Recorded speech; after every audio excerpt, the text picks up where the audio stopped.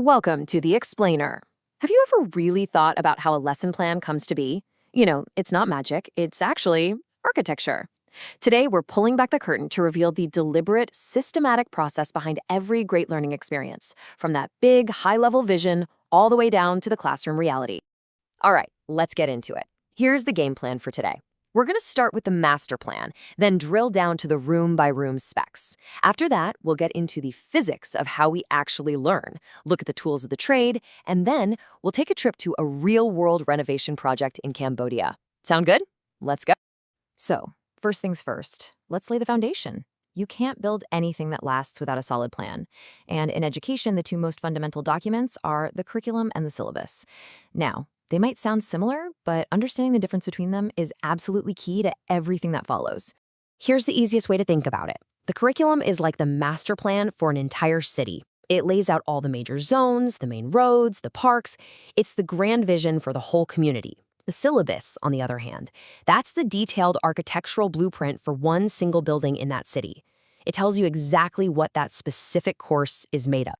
And just like architects have different styles, modern, classical, brutalist, syllabus designers have different approaches. And this choice really matters. A product-oriented syllabus is all about the final result, the what you should know. It's fantastic for drilling facts or prepping for a big test. But a process-oriented syllabus, that's about the journey, the how of learning. It's designed to build skills like critical thinking. The style you pick has to match the building's purpose. Okay, so our blueprint is set. Now we need to get specific about what happens inside each room.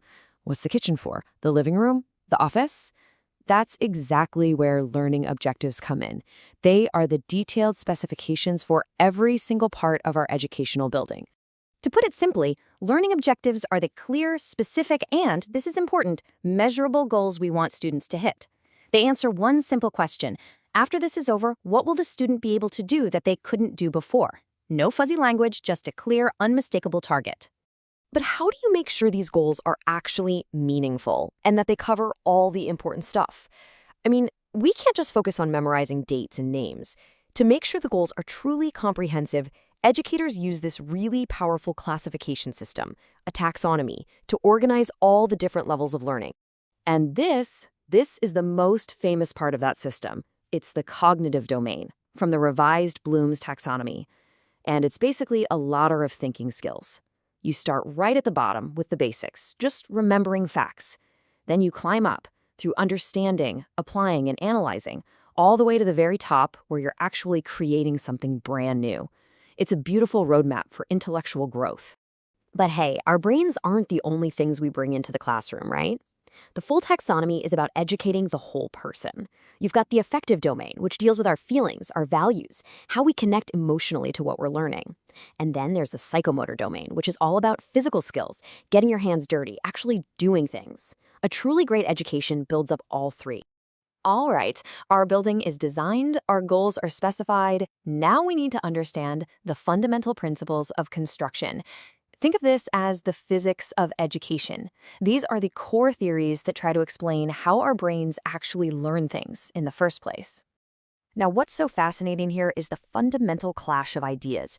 You've got behaviorism, which basically says, look, I don't care what's happening inside your head. To me, the mind is a black box. I only care about what I can see you do. It sees learning as a change in behavior. Then constructivism fires back, whoa, no way. What's happening in the head is everything. It argues that we are actively building our own understanding of the world. One sees learning as a reaction, the other sees it as a creation. Okay, so these theories give us the big why, but let's be real, they don't tell a teacher what to do at 9 a.m. on a Tuesday morning.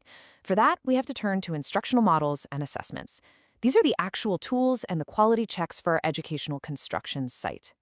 Depending on what the learning goal is, an educator pulls a different tool from the toolbox, right? If you need to teach a specific core skill, something like direct instruction is super efficient. But if you want students to build their own understanding from the ground up, you might use inquiry-based learning or a jigsaw activity to get them collaborating. The tool has to match the job. And how do we know if the building is actually structurally sound? Well, assessment. Formative assessments are like the quick checks during construction, a pop quiz, a thumbs up/thumbs down. Summative assessments, that's the final inspection, the big final exam. And my favorite, authentic assessments. They ask the real question. Can you actually use this knowledge to do something out in the real world? So far, a lot of this has been pretty abstract, I know.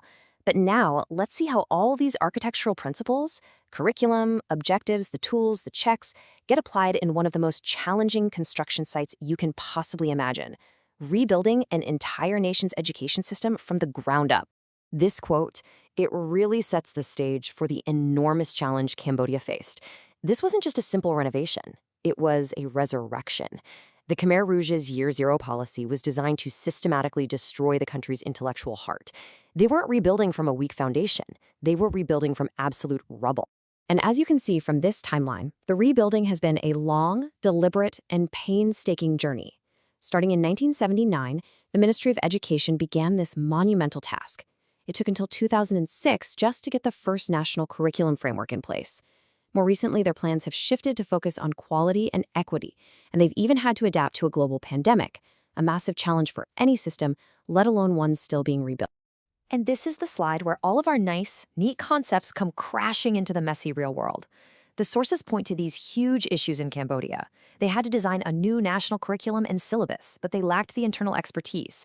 They set brand new learning objectives, but then struggled to close that huge gap between the policy on paper and what could actually happen in a classroom.